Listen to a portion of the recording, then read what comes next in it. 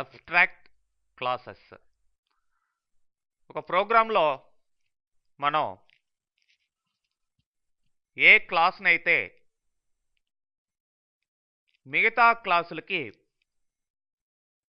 Fundamental క్యారెక్టరిస్టిక్స్ని ఇచ్చే విధంగా తయారు చేయాలనుకుంటామో ఆ క్లాస్ని మనం అబ్స్ట్రాక్ట్ క్లాస్గా చెప్పుకోవచ్చు. అంటే ఆ క్లాసు మిగతా క్లాసులకన్నిటికీ ఉపయోగపడుతుంది అనమాట. అంటే కంపల్సరీగా ఆ క్లాసుని మీరు ఏం చేయాలి, ఇన్హెరిట్ చేసుకోవాలి. అంటే అది మిగతా వాటికి బేస్ క్లాస్ లాగా ఉంటుంది. అయితే దీంట్లో మిగతా క్లాసులకు కావాల్సిన ఫండమెంటల్ క్యారెక్టరిస్టిక్స్ అంటే డేటా మెంబర్స్ కావచ్చు, మెథడ్స్ కావచ్చు, ప్రాపర్టీస్ కావచ్చు, ఇవన్నీ కూడా ఉంటాయి. అయితే ఈ క్లాస్ని డైరెక్ట్గా మనం యూజ్ చేసుకోలేం. అంటే బేస్ క్లాసుల్లో దీన్ని ఇంప్లిమెంట్ చేయకుండా డైరెక్ట్గా ఈ క్లాస్కి ఆబ్జెక్ట్ని క్రియేట్ చేయాలంటే కుదరదు అనమాట. సో అంటే మెయిన్ కోడింగ్ అంతా దీంట్లో ఏమీ ఉండదు, జస్ట్ డిక్లరేషన్స్ ఉంటాయని చెప్పుకోవాలి. మరి మనం అబ్స్ట్రాక్ట్ క్లాస్ని క్రియేట్ చేసేదానికి అబ్స్ట్రాక్ట్ అనే కీవర్డ్ని వాడడం జరుగుతుంది. Just like this. ఓకే, అట్లానే ఒక క్లాస్ లోపల మనం మెథడ్స్ని, ప్రాపర్టీస్ని అబ్స్ట్రాక్ట్గా మనం ప్లేస్ చేసుకోవచ్చు. Just like this one. ఎప్పుడైతే ఒక ప్రాపర్టీని లేదంటే మెథడ్ని అబ్స్ట్రాక్ట్గా మనం ఒక క్లాసులో పెట్టడం జరిగిందో కంపల్సరీగా ఆ క్లాస్ కూడా అబ్స్ట్రాక్ట్ ఈ విధంగా అయి ఉండాలి. ఓకే, మరి మనం ఒక ఎగ్జాంపుల్ చూసినట్లయితే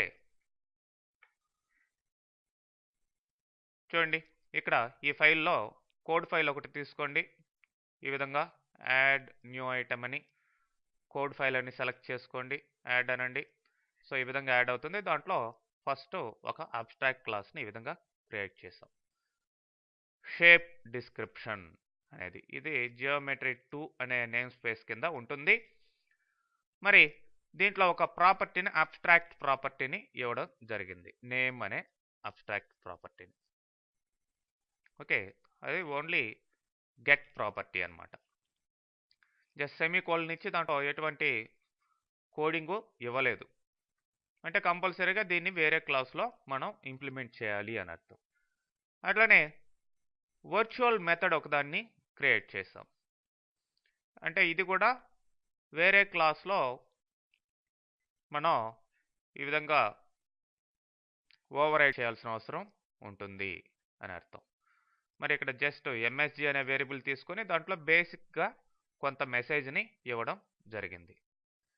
రిటర్న్ మెసేజ్ అని ఈ మెథడ్ స్ట్రింగ్ వాల్యూని రిటర్న్ చేస్తుంది. అయితే నెక్స్ట్ ఇంకొక కోడ్ ఫైల్ని తీసుకొని ఈ అబ్స్ట్రాక్ట్ క్లాస్ని మనం యూజ్ చేసుకోవాలి కాబట్టి ఇక్కడ దీంట్లో ఇంకొక ప్రోగ్రాంలో అదే నేమ్ స్పేస్ జియోమెట్రిక్ 2 అని ఉంది. చూడండి, స్క్వేర్ అనే క్లాసు ఒక కొత్త క్లాస్ క్రియేట్ చేస్తున్నాను. దాంట్లో మనం ఇక్కడ చెప్పినటువంటి ఈ యొక్క క్లాస్ని ఇన్హెరిట్ చేసుకున్నాం. సో స్క్వేర్లో ఇక్కడ సైడ్ అనే ఒక వేరియబుల్ తీసుకోవడం జరిగింది. బై డిఫాల్ట్ 0 వస్తుంది, లేదంటే ఈ కన్స్ట్రక్టర్ ద్వారా ఇచ్చిన పారామీటర్లో ఇచ్చిన వాల్యూ అసైన్ అవుతుంది.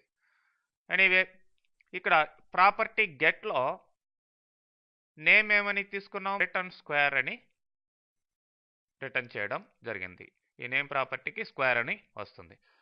ప్లస్ అంటే ఇక్కడైతే మీకు ఏమీ లేదు, మరి ఇక్కడ దీనికి స్క్వేర్ అని ఇవ్వడం జరిగింది. మరి డిస్క్రిప్షన్ అనే మెథడ్ని ఈ విధంగా ఇంప్లిమెంట్ చేస్తున్నాం. ఇక్కడ ఇంట్రడక్షన్ అనే ఒక స్ట్రింగ్ వేరియబుల్ తీసుకొని బేస్ డాట్ డిస్క్రిప్షన్ అంటే బేస్ డాట్ డిస్క్రిప్షన్ అంటే ఇది ఈ డిస్క్రిప్షను ప్లస్ అడిషనల్గా మనం దీనికి ఇంకో కొత్త స్ట్రింగ్ని యాడ్ చేయడం జరిగింది. ఇక్కడ చూడండి, ప్లస్ ద్వారా మనం యాడ్ చేస్తున్నాం. ఈ స్ట్రింగ్ స్క్వేర్కి సంబంధించిన డిస్క్రిప్షన్ అడిషనల్గా యాడ్ అవుతుంది. టోటల్గా ఇది అది కలిపి వస్తుంది అనమాట. అంటే దీన్ని ఓవర్ రైడ్ చేసాం, ప్రాపర్టీని ఓవర్ రైడ్ చేసాం, మెథడ్ని కూడా ఓవర్ రైడ్ చేసాం ఈ క్లాస్లో. ఓకే, తర్వాత ఇంకొక కోడ్ ఫైల్ తీసుకోండి.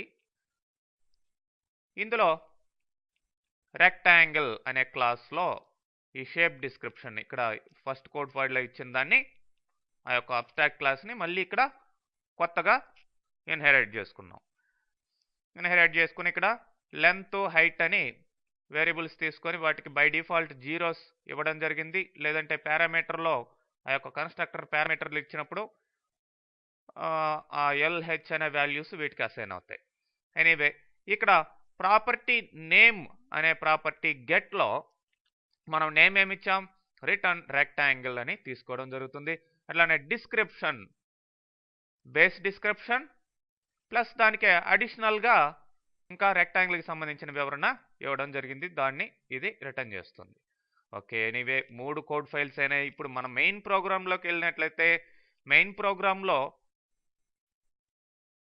ఇక్కడ స్టాటిక్ మెథడ్స్ 2 తీసుకోవడం జరిగింది. డిస్ప్లే స్క్వేర్ అని square characteristics, S dot name స్క్వేర్కి ఇక్కడ ఆబ్జెక్ట్ తీసుకున్నాం పారామీటర్గా, నేము డిస్క్రిప్షను, స్క్వేర్ యొక్క నేము డిస్క్రిప్షను ఇక్కడ డిస్ప్లే కావడం జరుగుతుంది. అట్లానే రెక్టాంగిల్ అనే వాటి యొక్క డీటెయిల్స్ డిస్ప్లే చేస్తుంది. దానికి ఇంకొక స్టాటిక్ మెథడ్ని తీసుకోవడం జరిగింది, డిస్ప్లే రెక్టాంగిల్ అని. అక్కడ నేమ్ రెక్టాంగిల్ నేము, రెక్టాంగిల్ డిస్క్రిప్షన్ అక్కడ డిస్ప్లే చేయడం జరుగుతుంది. ఎనీవే, ఇప్పుడు మెయిన్ మెథడ్లో మనం స్క్వేర్కి ఒక ఆబ్జెక్టు, రెక్టాంగిల్కి ఒక ఆబ్జెక్ట్ తీసుకొని రైట్ లైన్ అని ఇచ్చి డిస్ప్లే ఎస్క్యూ, ఈ యొక్క స్క్వేర్లో ఉన్న డీటెయిల్స్ డిస్ప్లే చేసే విధంగా ఎస్క్యూని ఇక్కడ పారామీటర్గా ఆబ్జెక్ట్ ఇచ్చున్నాం కాబట్టి ఆ యొక్క క్లాస్కి దాన్నే ఇక్కడ పాస్ చేయాలి. అట్లానే రెక్టాంగిల్కి ఏమో తీసుకున్న ఆబ్జెక్ట్ని డిస్ప్లే రెక్టాంగిల్లో పాస్ చేస్తే మనకి ఈ విధమైన రిజల్ట్ రావడం జరిగింది. ఓకే, స్క్వేర్ క్యారెక్టరిస్టిక్ నేమ్, దాని యొక్క డిస్క్రిప్షన్, బేస్ డిస్క్రిప్షన్ ప్లస్ అడిషనల్గా వచ్చింది.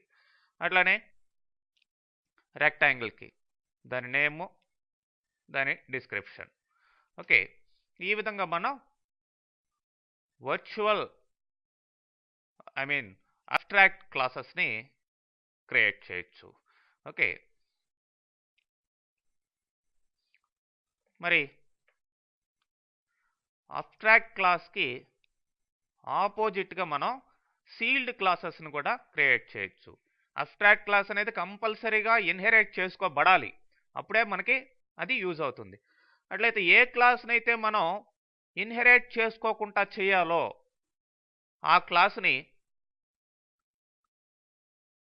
మనం సీల్డ్ అనే కీవర్డ్ ద్వారా ఈ విధంగా ఇవ్వడం జరుగుతుంది. సో ఇప్పుడు బాల్ అనే క్లాసు కంపల్సరీగా ఇన్హెరిట్ చేసుకోబడదు. ఓకే, ఎవరో కూడా డెరైవ్ చేయలేరు అనమాట దీన్ని. సో ఇట్లాంటి క్లాస్ని సీల్డ్ అని ఇవ్వాలి. ఓకే,